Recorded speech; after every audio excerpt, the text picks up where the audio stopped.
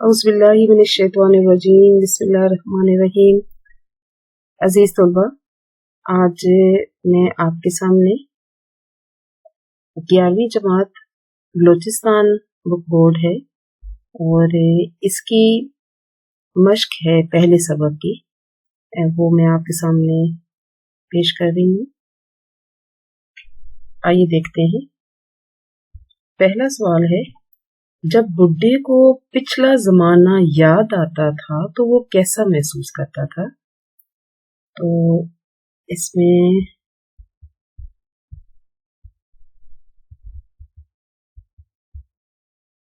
यहाँ पे देखिए, पिछला जमाना उसकी आंखों के सामने फिरता है। इसे अपना लड़कपन याद आता है, जब किसी चीज का कोई गम नहीं था, फिक्र की कोई बात उसके दिल में नहीं होती थी। रुपया अशरफी के बदले रेवड़ी और मिठाई अच्छी लगती थी और सारा घर, माँ बाप, बहन भाई इसको प्यार करते थे। पढ़ने के लिए छुट्टी का वक्त जल्द आने की खुशी में किताबें बगल में लेकर मकतब में चला जाता था। मकतब का ख्याल आते ही इसको अपने हम मकतब याद आते थे। वो और ज्यादा गमगीन होता था और बेइख्तियार चिल्ला उठता था, हाय वक्त, हाय वक्त, गुजरे हुए जमाने, अफसोस कि मैंने तुझे बहुत देर में याद किया। तो ये वो पैराग्राफ है जो आप इस सवाल के जवाब में लिखेंगे। यहाँ पर दूसरा सवाल है, बुड्ढे ने अपनी जिंदगी को एक डरावनी रात से क्यों तशबीह दी है? यानी उसने अपनी जिंदगी को एक डरावनी रात की तरह करार दिया है। डियर स्टूडेंट्स, जब तशबीह का लफ्ज आ जाता है तो हमेशा अपने जहन में रखिएगा कि तशबीह के जुमले में या शेर में किसी चीज को किसी चीज के जैसा करार दे रहे होते हैं और उसके लिए मिसल की तरह, उसके जैसा, हू बहू जैसे अल्फाज इस्तेमाल हो रहे होते हैं। तो मैंने सोचा कि आपको इसके बारे में भी वजाहत कर दूं। तो यहाँ पर हम देखते हैं, यहाँ अगले सफ़े पर यहाँ ये देखिए, ड्राउनी है जैसी ये रात। तो यहाँ पर सैयद अहमद खान जिस बूढ़े शख्स की कहानी लिख रहे हैं, वो कहता है, हाय हाय मेरी गुजरी हुई जिंदगी भी ऐसी ही ड्राउनी है जैसी ये रात। तो आपने ये सबक पढ़ा था, तो आपको ये मालूम है कि ये सबक जो था उसमें एक रात थी और उस रात की होलनाक आंधी और बिजली की कड़क, दरख्तों के पत्तों का उड़ना, टहनियों का टूटना, स्याह अंधेरी ड्राउनी रात, अंधेरी घटा छा रही थी, यानी बादल थे और बहुत अंधेरी रात थी। तो इस किस्म की रात को मुसन्निफ ने इस बूढ़े की जिंदगी के जैसा करार दिया है। तो यहाँ पर वो इसलिए अपनी जिंदगी को ऐसा करार दे रहा है। तो आइए अब देखते हैं। तीसरा सवाल है, बुड्ढे को जवानी में माँ बाप किस किस्म की नसीहत किया करते थे?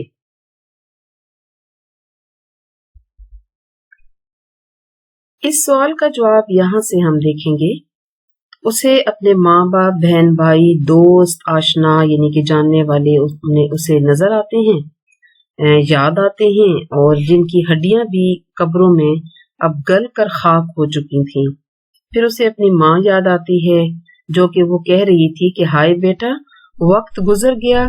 फिर बाप का नूरानी चेहरा इसके सामने है और इसमें ये आवाज आती है कि क्यों बेटा, हम तुम्हारे ही भले के लिए ना कहते थे। बहन भाई दांतों में उंगलियां दिए हुए खामोश खड़े हैं और उनकी आंखों से आंसुओं की लड़ी जा रही है। तो यहाँ पर ये नीचे वाला जो हिस्सा है, ये 2 लाइनें, ये हम नहीं लिखेंगे और ये ऊपर से माँ और बाप की जो नसीहत है, जो बात है, वो हम यहाँ पर कोट कर देंगे, मेंशन कर देंगे और लिख देंगे। यहाँ पर हम चौथा सवाल देखते हैं, मुसन्निफ सबक के आखिर में क्या राय काम करता है?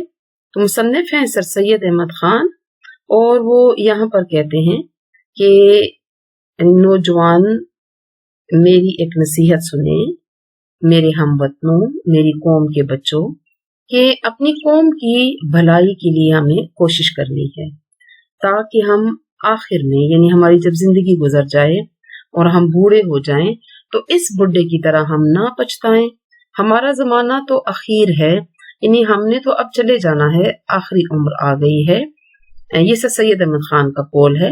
اور اب یہ دعا ہے کہ کوئی نوجوان اٹھے اور اپنی قوم کی بھلائی کے لیے کوشش کرے.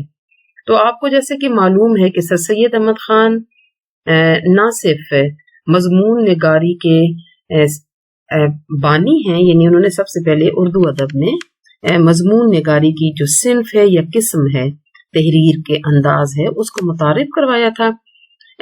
بلکہ اس کے ساتھ انہوں نے اس کا مقصد کی زندگی کا کیا تھا کہ میں مسلم نوجوان جو ہیں ہندوستان کے، ان کے اندر جدید تعلیم کی طرف ان کو میں راغب کروں. اس کے لیے انہوں نے محمدن ایجوکیشنل انسٹیٹیوٹ اور کالج انہوں نے کھولا. پھر اس کے اسکول اور کالجز بنتے چلے گئے. پھر آپ نے علی گڑھ یونیورسٹی کا نام سنا.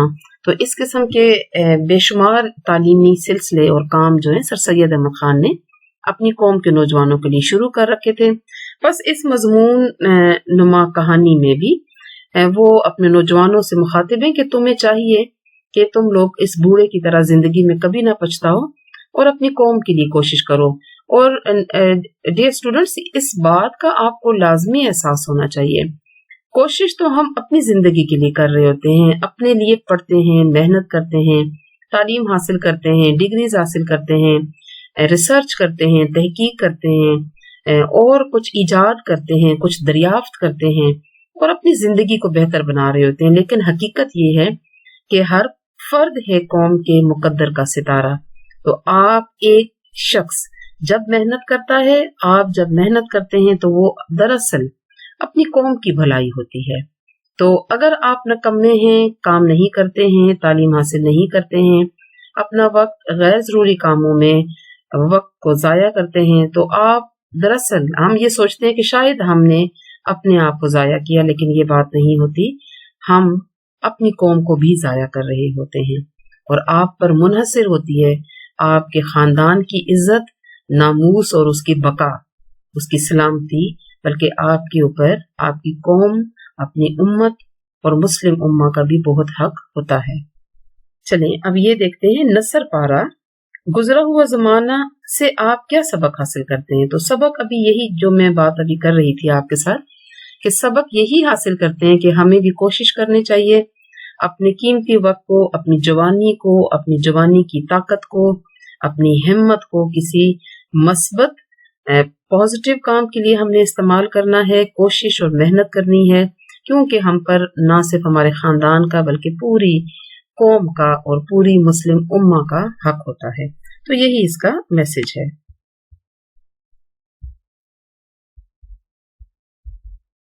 آگے دیکھیے گا، سوال نمبر 2 ہے بڈھے کی غمگین ہونے کی وجہ ہے کیا ہے؟ اکیلا پن، بجلی کی کڑک، اندھیری رات یا ان میں سے کوئی بھی نہیں. تو اس کا جواب ہے اس کا اکیلا پن. گزرا ہوا زمانہ تصنیف ہے، یعنی کس نے اس کو لکھا ہے، کون مصنف ہیں؟ تو وہ ہیں سر سید احمد خان. جب بڈھا دل بہلانے کے لیے تاروں بھری رات دیکھ رہا تھا تو یکایک اس کو کیا دکھائی دیتا ہے؟ اس میں سے اس کو روشنی، چاند، تارے، ان میں سے کوئی بھی نہیں، تو اس کو روشنی نظر آتی ہے. بڈھے کی عمر کیا ہے؟ 55 سال بڈھے کی عمر ہے. انسان کے آخر دم تک رہنے والا عمل اس کی عبادت، بھلائی، نیکی یا ہمدردی ہے. تو ویسے تو یہ ساری چیزیں بہتر ہیں، مگر نیکی جو ہے نا آخری، یہ ان سب کا نچوڑ ہے. آپ نیک ہوں گے تو عبادت کریں گے، آپ نیک ہوں گے تو آپ دوسروں کے لیے بھلائی کریں گے، آپ نیک ہوں گے تو آپ دوسروں کے ساتھ ہمدردی کریں گے. تو اس کا نیکی ہے. ٹھیک ہے، چلیں یہاں پر دیکھ لیجئے، بڈھا بڑھاپے میں لڑکپن کے مقابلے میں ہر قسم کی پریشانیوں سے آزاد تھا. تو یہ درست ہے. بڈھا اپنے کمرے میں بیوی بچوں کے ساتھ بیٹھا تھا، یہ غلط ہے. بڈھے نے تمام نیک کام ثواب کی لالچ میں کیے، تو یہ ٹھیک ہے. اس کے تمام کام ذاتی اغراض پر مبنی تھے، یہ بھی ٹھیک ہے. لڑکا دراصل خواب دیکھ رہا تھا، یہ بھی ٹھیک ہے، کیونکہ یہ جو بڈھا ہم دیکھ رہے ہیں اس کہانی میں، یہ دراصل ایک لڑکا تھا جو کہ ایک عدد خواب دیکھ رہا تھا. اوکے، یہاں پر دیکھیے گا मतन के मुताबिक कॉलम अलीफ का मुकाबला कॉलम बे के मुतल्लिका अल्फाज से करते हुए जवाब कॉलम जी में लिखें। तो बिजली का कड़कना, यहाँ पर आप बिजली के सामने यहाँ पर कड़कना लिखिएगा। अच्छा बच्चों, ये एक बात बताऊं कि अक्सर तुलबा यहाँ पर कड़कना लिखा है तो उसको बिजली को यहाँ सामने लिख देंगे, तो ऐसे मत लिखिएगा, इससे टीचर भी पजल होते हैं और उन्हें कुछ समझ नहीं आती कि असल में आप क्या लिखना चाह रहे थे। अब बिजली है, ये चीज जो है आपने उठा के इसके साथ जोड़नी है। बिजली का कड़कना, तो बिजली के सामने जीम हिस्से में आप बिजली का कड़कना लिख दोगे। फिर दिल है, दिल क्या होता है? चलता है।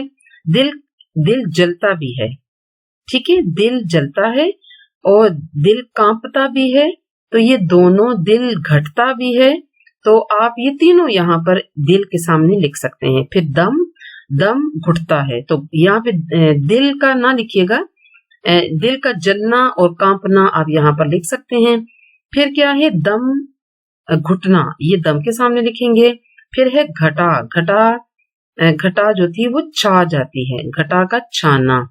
आंधी का चलना, तो यहाँ पे आप सामने वो लिख देंगे, ठीक है। सबक का खुलासा अपने अल्फाज में लिखते हैं। तो बच्चों इसका ये होता है कि आपने पूरा सबक जब पढ़ लिया होता है तो आप अपनी किताब, अगर आप कमरा जमात में हैं, क्लास में हैं, होमवर्क कर रहे हैं, तो आप आइए मैं आपकी रहनुमाई करती हूँ। अब यहाँ से खुलासा लिख रहे हैं। खुलासा में बहुत जरूरी है, पहली लाइन में सर सैयद अहमद खान, उसका सबक का नाम है गुजरा हुआ जमाना, ठीक है। ये लिखने के बाद आप यहाँ पर आ जाएंगे और इसके अलावा आप कुछ नहीं लिखेंगे। यहाँ पर खुलासा लिखते वक्त और कोई बात नहीं लिखनी है आपने यहाँ से शुरू कर देना है कि ये जो पहला पैराग्राफ है इसका एक मेन पॉइंट होगा आपका, ठीक है, वो आपने लिख देना है। मसलन यहाँ पे लिखा हुआ है, बूढ़ा शख्स अंधेरे घर में अकेला बैठा है, आंधी चल रही है, बिजली कड़क रही है और उसे अपना पिछला जमाना याद आता है। तो ये मेरा ख्याल है कि आपकी ज्यादा से ज्यादा भी होंगी तो 2 लाइनें बन जाएंगी। फिर उसके बाद आप देखिए यहाँ पे तीसरा पैराग्राफ है, उसमें आप लिख दोगे कि उसे अपना पिछला जमाना, माँ बाप और स्कूल याद आते हैं और वो परेशान होकर हाय वक्त कहता है। फिर उसका लिखिएगा, फिर उसको अपनी जवानी का जमाना याद आता है, उसका सुर्ख सफेद चेहरा, सडोल डेल डोल, भरा भरा बदन। तो इसको आप लिखेंगे कि उसे अपनी जवानी और जवानी में उसकी खूबसूरती और सेहत के दिन याद आते हैं और वो ये सोचता है कि उस वक्त माँ बाप मुझे नसीहत करते थे और नेकी की बात बताते थे, तो मैं कहता था कि बहुत वक्त अभी बाकी है। और इसी तरह की बात करते हुए आप अगले सफे पर आते हैं और वो क्या कहता है कि जब बिजली कड़कती है तो वो कहता है हाय मेरी जिंदगी भी अब ऐसी ही एक ड्राउनी रात है। फिर यहाँ पर आ जाए, फिर उसे माँ बाप बहन भाई सब याद आते हैं, माँ बाप की नसीहत याद आती है। फिर यहाँ नीचे उतर आए, फिर उसे अपनी बेमुरवती कज अदाई याद आती है, बहन भाइयों के साथ उसका अपना बुरा रवैया याद आता है, माँ बाप को नाराज करना उसे याद आता है, तो उसका दम जो है छाती में घुट जाता है। फिर नीचे उतरेंगे, फिर वो खिड़की में खड़ा होता है, तूफानी रात को देखता है, फिर उसे याद आता है कि जब मेरी जवानी और बचपन गुजर गया तो मैं उधेड़ उम्र का, यानी कि उधेड़ उम्र होती है बच्चों यही जो 45, 50, 55 साल की जो उम्र होती है, 60 साल की, इस उम्र में वो कहता है कि जवानी जब निकल जाती है तो इंसान नेकी के काम करता है। तो आप अपने पैराग्राफ में खुलासे में लिखते चले जाओगे और लिखोगे कि मैं जब बड़ी उम्र का हो गया तो मैं नमाजें पढ़ता था, मनासिके दीन अदा करता था, इस तरह की बातें लिखते हुए आप फिर आगे देखें। यहाँ पर फिर वो लिखता है, इसी तरह आप लिखते चले जाओगे, 1 बाय 1 पैराग्राफ के अंदर से मेन पॉइंट उठाते चले जाओगे। इस कहानी का आपने जो तसलसल है, जो राबता है, जो लिंक है, जो कनेक्शन है, उसको किसी तरीके से भी आपने टूटने नहीं देना है, ठीक है। تو پھر یہاں پر جب ہم پہنچ جائیں گے تو پھر وہ آپ بتائیں گے کہ جب میں ادھیڑ میں تھا تو میں نیکی کے کام کرتا تھا، ٹھیک ہے، مگر اس میں بھی وہ کام جو تھا اس میں میرا دل نہیں لگتا تھا، ٹھیک ہے، اور پھر وہ اپنے کھوئے ہوئے وقت کو یاد کرتا ہے۔ پھر آپ آگے لکھیں گے، پھر وہ کھڑکی کی طرف دوڑتا ہے اور کھڑکی میں سے باہر دیکھتا ہے کہ سخت گپ اندھیرے میں اسے ایک روشنی نظر آتی ہے، اور اس روشنی میں اسے ایک خوبصورت دلہن نظر آتی ہے، اور وہ اس کو دیکھتا رہتا ہے، اس کے حسن و جمال میں مشغول ہوتا ہے اس کو دیکھتے ہوئے۔ پھر وہ دلہن جو ہوتی ہے وہ اسے کہتی ہے کہ میں ہمیشہ رہنے والی نیکی ہوں، ٹھیک ہے، اور یہ اسے کہتی ہے کہ کیا تم نے نیکی کا کوئی کام کیا ہے، اور اگر میں جہاں ہوتی ہوں وہاں انسان کے لیے بھلائی ہوتی ہے، بہتری ہوتی ہے، اور دنیا میں کوئی چیز انسان کی ہمیشہ نہیں رہنے والی، اور اگر کچھ رہتا ہے تو وہ اس کا نیک عمل ہوتا ہے۔ پھر یہاں تک پہنچنے کے بعد آپ اس کے بعد اور پیراگراف میں آگے بڑھیں گے، اسے اپنا پچھلا زمانہ یاد آتا ہے۔ 55 برس کی عمر میں اس نے کوئی بھلائی کا کام، کوئی قومی کام اس نے نہیں کیا تھا، سارے کام اس کے ذاتی اغراض و مقاصد پر مبنی تھے، اپنی ذات کے لیے اس نے کام کیا تھا۔ اس کے بعد آگے دیکھیے، پھر وہ یاد کر رہا ہوتا ہے کہ اور اس کی دل فریب دلہن جو ہوتی ہے وہ اس سے مخاطب ہوتی ہے، اور وہ پچھتاتا ہے کہ ہائے میرا وقت جو ہے وہ گزر گیا، اور اگر میں نیکی کے لیے کوئی کام کرتا تو آج میں خوش ہوتا۔ یہ کہتا ہی تھا کہ اچانک جو ہے وہ بے ہوش ہو جاتا ہے۔ اس کے بعد اس کے کانوں میں کسی کی میٹھی میٹھی آواز سنائی دیتی ہے، وہ دراصل اس کی ماں ہوتی ہے، پاس ہی اس کا بھائی، بہن بھائی اور باپ کھڑے ہوتے ہیں، اور اس کی ماں کہہ رہی ہے کہ کیوں بیٹے آپ کیوں رو رہے تھے، کیا تم نے کوئی خواب دیکھا ہے؟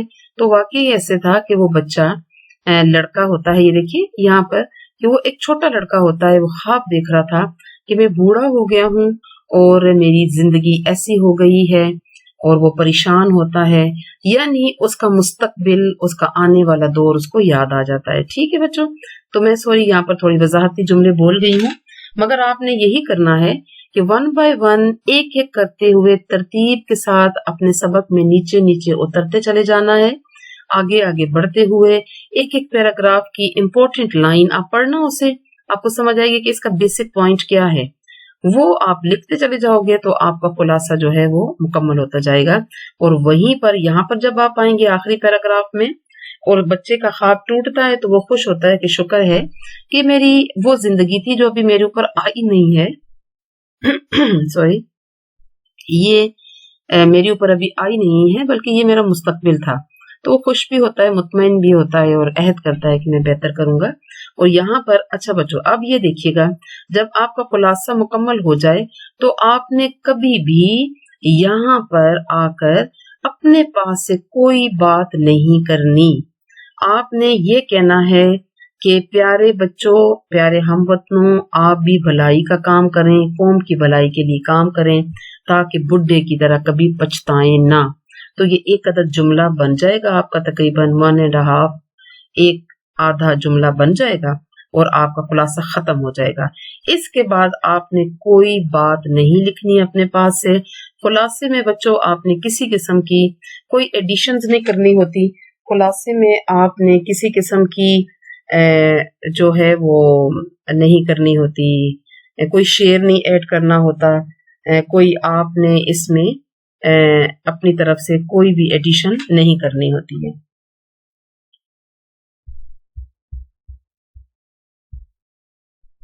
ایک سوال ہے 8واں، یہ 7ویں نمبر کا سوال جو ہے وہ انشاءاللہ ڈسکس کر لیں گے۔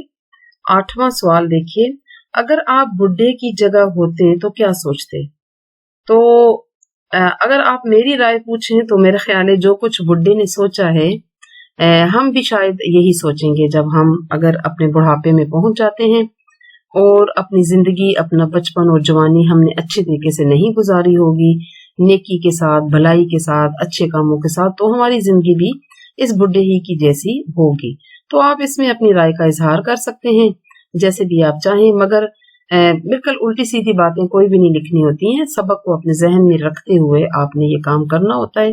تو یہ پازیٹیو بات ہی ہے کہ ہم مصنف کے ساتھ متفق ہیں کہ ہم بھی ایسے ہی سوچتے ہیں۔ اگر ہماری زندگی بھی ایسے گزرے گی تو یہ تقریباً زندگی میں لوگ ایسے ہی سوچتے ہیں. جب اپنی زندگی ضائع کر چکے ہوتے ہیں، بڑھاپا آ چکا ہوتا ہے اور ہاتھ پاؤں بیکار ہو چکے ہوتے ہیں تو ہم کچھ بھی نہیں کر سکتے ہیں. اس وقت ہم پچھتاتے ہیں کہ کاش ہم نے کچھ کیا ہوتا. ٹھیک ہے. اور بڈھے کے بچپن اور بڑھاپے کا موازنہ کرنا ہے، یعنی دونوں کے جو درمیان میں جو فرق ہے، جو کانفلکٹ ہے، اس کو ہم نے واضح کرنا ہے. تو آپ کو سبق پڑھا ہوا ہے، میرے دوبارہ ایک دفعہ سبق پڑھ بھی سکتے ہیں.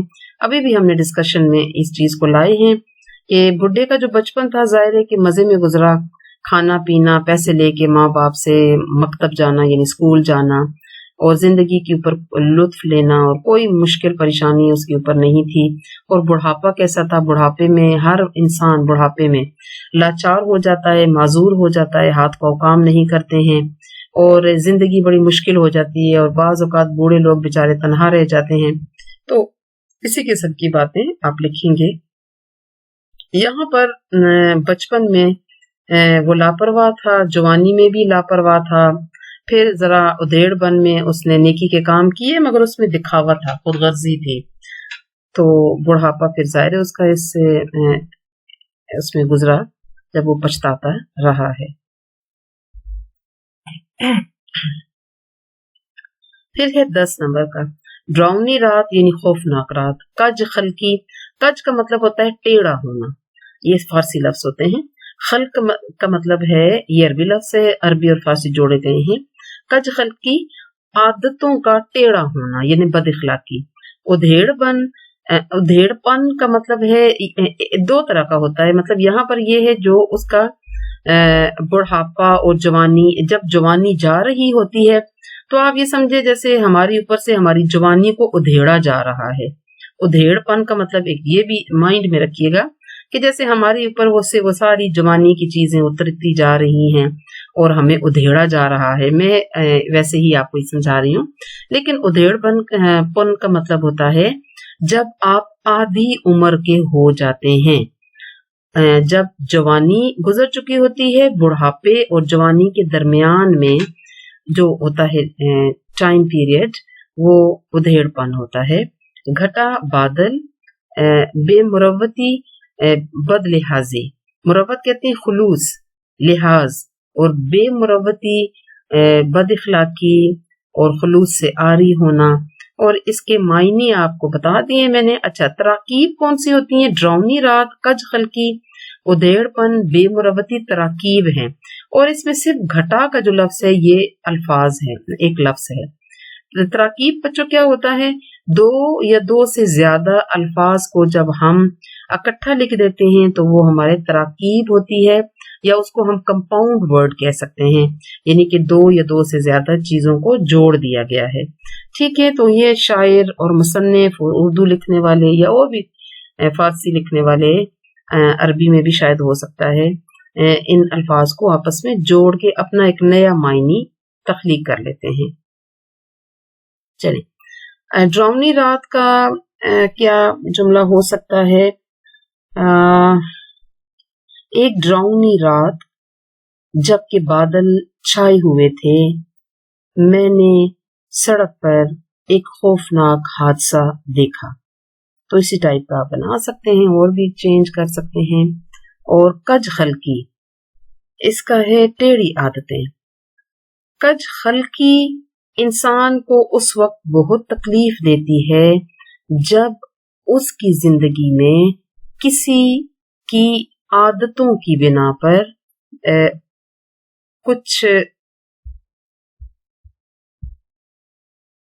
کج خلقی کا بچوں مطلب یہ ہے کہ جملہ یہ بنا لیجئے، والدین اپنے بچوں کی کج خلقی کو دور کرنے کی حتی الامکان کوشش کرتے ہیں.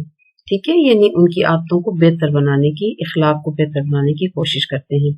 والدین اپنے بچوں کی کج خلقی کو بہتر بنانے کی مکمل کوشش کرتے ہیں. ادھیڑ پن کا مطلب یہ ہے، اچھا کبھی کبھی یہ خیالات کے لیے بھی استعمال ہوتا ہے کہ وہ اپنے ادھیڑ پن میں، خیالات کے ادھیڑ پن میں یہ سوچ رہا تھا، اس قسم کا بھی ہو سکتا ہے یہ.